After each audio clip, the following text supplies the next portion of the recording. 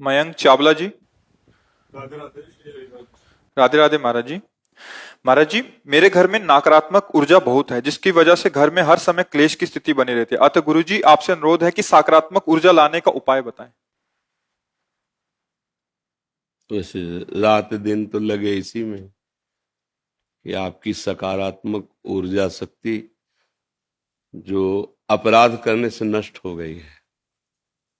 कोई भी हो, धर्म विरुद्ध आचरण करोगे तो जब उसका फल मिलेगा वो तो अलग होगा, लेकिन वर्तमान में उसका कार्य है निगेटिव स्थिति पैदा कर देना, पति पत्नी में, पिता पुत्र में, क्योंकि वो अधर्माचरण जीवन भर तुम्हें दंड देगा और जब परिणाम आएगा तो बहुत ही भयंकर होगा।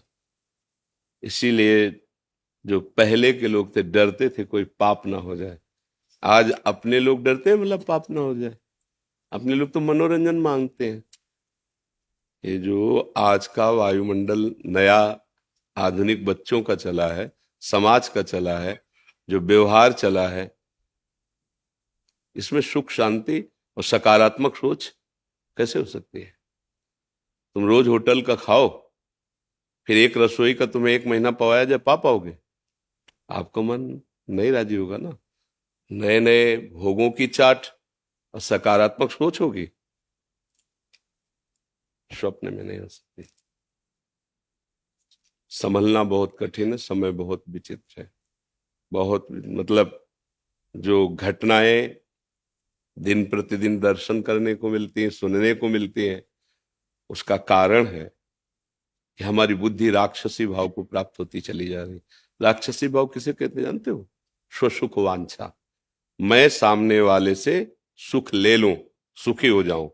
वो छोटी बात से लेकर के बड़ी बात तक वो सब उसी में आ जाती है। जब तक ये भाव रहेगा तब तक सबसे बड़ा दंड मिलता है मन को, क्योंकि पहले मन ही संकल्प करता है ना। बहुत लोग विक्षिप्त और डिप्रेशन में पहुंच रहे हैं। क्यों पहुंच रहे हैं? क्योंकि मन को छूट दे दी ना। जो मन आवे सो सोचो, जो मन आवे सो करो, अब आगो वही मन। हमने देखा है वो डिप्रेशन के अधिक से दवा अधिक।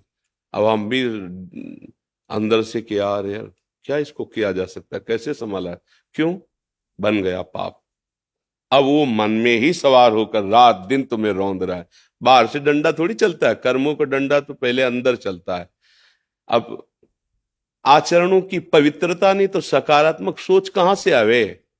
आस्तिकता की नींव ही हिल गई तो सकारात्मक सोच किसमें बने? आप देखो, इसमें देखा है छाती के अंदर अगर इतनी भी त्रुटि है ना शास्त्र विरुद्ध, तो भय और घबराहट पैदा हो गई। लाख समझा रहे हैं उसको कि नहीं इतना तो चलेगा, नो नहीं, क्योंकि मान लो पवित्र मन है ना, वो इतनी भी बात में भय और घबराहट पैदा कर, तब लगता है ये लोग कैसे जीते हैं जो पूरी खुली छूट है मन को, और ये मुस्कुराते हैं। कैसे मुस्कुरा सकते हो? आंख में इतना जरा सा तिनका गिरे तो कष्ट देता है ना, और वही तिनका पीठ में गिरे तो कष्ट नहीं देता। तो ऐसी जो पापाचरण रथ हैं उनकी बुद्धि पीठ जैसी हो जाती है, और धर्म से चलने लगो तो आंख जैसी। जरा सा अपराध तो ऐसा लगेगा मौसम कौन कुटिल खल कामी, जिन मुख तन दियो ताको न भजन कियो ऐसो नोन हरामी। सूरदास जी इतने बड़े महापुरुष लिख रहे हैं। भाई आज हमारी आस्तिकता की नींव हट गई, हिल गई।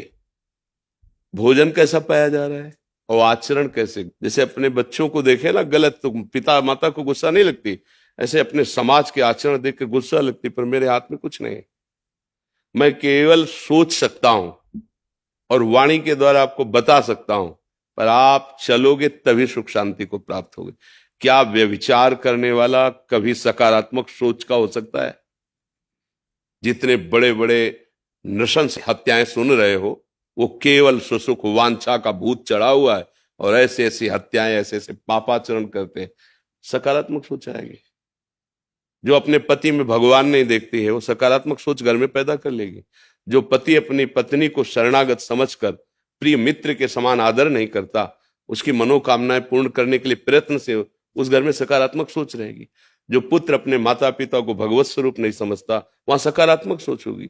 रसोई में मांस बने पी के शराब आओ करो व्यभिचार, सकारात्मक सोच कहां से आएगी?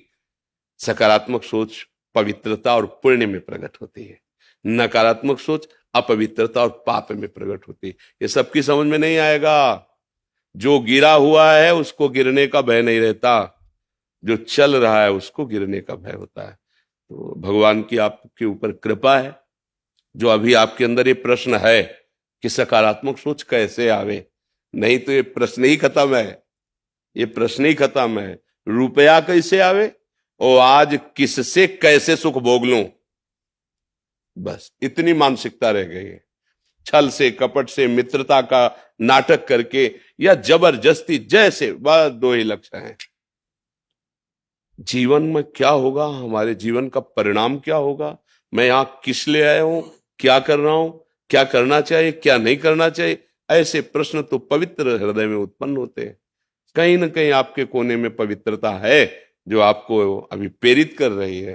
तो एक काम शुरू कर दो, नाम जप करना। जिस जगह में नाम उच्चारण किया जाता है, जय जय श्री राधे जय जय श्री राधे, वो वायुमंडल पवित्र होने लगता है। अगर घर में आप 10 मिनट कीर्तन शुरू कर दो, राधा राधा, बहुत से भगवान नाम आचार्यों द्वारा दिए गए, जो नाम प्रिय हो, सब नाम समान है। 10 मिनट कीर्तन शुरू कर दो और उठते बैठते चलते फिरते नाम जब शुरू कर दो, और उसका फल ये मांगो कि हमारा परिवार सात्विक भाव से युक्त हो, इनकी बुद्धि शुद्ध हो, इनका मंगल हो, शुरू हो जाएगा। दूसरा उपाय नहीं है, क्योंकि आहार गलत, व्यवहार गलत, देखना गलत, सुनना गलत, करना गलत, यही हो रहा है। आप देख लीजिए, कोई बिरला है जो देखने सुनने और करने में बुद्धि लगा रहा है। ये देखना चाहिए नहीं देखना चाहिए, ये सुनना चाहिए नहीं सुनना चाहिए, ये करना चाहिए नहीं करना, खुली छूट है। माता पिता से कहते हैं बस ठीक है आपने पालन कर दिया तो क्या एहसान किया, अब मैं स्वतंत्र हूं, जिसको चाहूंगा जैसे चाहूंगा वैसे व्यवहार करूंगा। भला ये बुद्धि, इसमें सकारात्मक भाव आएगा, भला ये सुखी हो पाएंगे? आगे चल के देखना, बस यही मन में आएगा कि कैसे इस शरीर को छोड़ दूं, क्योंकि बुद्धि ऐसी हो गई, तुमने अपराध किए। बहुत बहुत गलत स्थितियां आ रही हैं। 14-15 वर्ष का बच्चा है और वीरपात रूपी ऐसे दोष से ग्रसित हो गया है। क्यों? क्योंकि गंदी आदतें ऐसे, हस्तमैथुन ऐसी ऐसी ऐसी, क्या वो नस नाड़ियां व्यर्थ हो गए, वो जरा सा में अब क्या जीवन उसका खड़े होने में चक्कर आता है, क्योंकि जीवनी शक्ति वीर ही तो है। अब उसके सकारात्मक सोच आएगी, धीरे धीरे डिप्रेशन में पहुंच जाएगा। इसलिए भाई प्रार्थना है, नाम कीर्तन अपने घर में करो, जितना हो सके पवित्र आहार करो, गंदे दृश्य मत देखो, गंदी बातें मत करो, गंदे आचरण मत करो, तो ये जीवन भी सुखी रहेगा और परलोक भी सुखमय रहेगा। नहीं तो आप करके देख लो, ना मानो तो करके देख लो, फिर मन पछताई है, अवसर बीते, अभी अवसर है, सुधर सकते हो, आगे ऐसी स्थिति आ जाएगी सुधर नहीं पाओगे। हृदय जलता है, कोई निर्णय नहीं निकल पाता, फिर वो क्या कर, फिर साथी मिलेंगे आपको, जानते हो कैसे, वो दवा बताएंगे आप,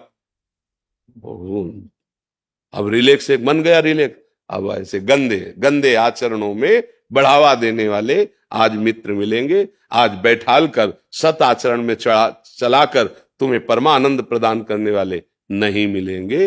वो भगवान की कृपा से मिलते हैं। जब द्रवे दीन दयालु राघो तो साधु संगत, भगवान की कृपा है जो आप आकर बात कर रहे हैं। तो हमारी प्रार्थना मान लीजिए, घर में कुछ मिनट स्वयं कीर्तन, किसी को मत कहिए, जोर जोर बोलोगे रामकृष्ण हरि तो सुनाई तो देगा ना, तो जो कथन का फल होता है वही श्रवण का फल होता है। वो अंदर से नाम जप कीजिए। नाम ही एक सर्व सामर्थ्यशाली है जो आपको हर संकट से बचा सकता है, वायुमंडल को पावन कर देगा। का घुसुंड जी जहां बैठकर भगवत चर्चा और कीर्तन करते थे, उस क्षेत्र में प्रवेश होते ही गरुड़ जी के सारी जलन मिट गई, सारे संशय मिट गए। इसलिए हमारे पास तो यही औषधि है। और फिर कोई जंतुर अंतुर बना दे तो बात अलग है, अपने पास तो जंतुर बना है नहीं, ऐसा तो कुछ है नहीं। अपने पास तो यही है कि भाव कुभाव अलख आलसहु, नाम जपत मंगल दिशि दसो, दसों दिशाएं तुम्हारे लिए मंगल। सकारात्मक सोच की क्या आनंद की बाढ़ आ जाएगी, पर नाम जप करो, जैसे बने वैसे नाम, भाव से कुभाव से अनख से आलस से कैसे भी करो।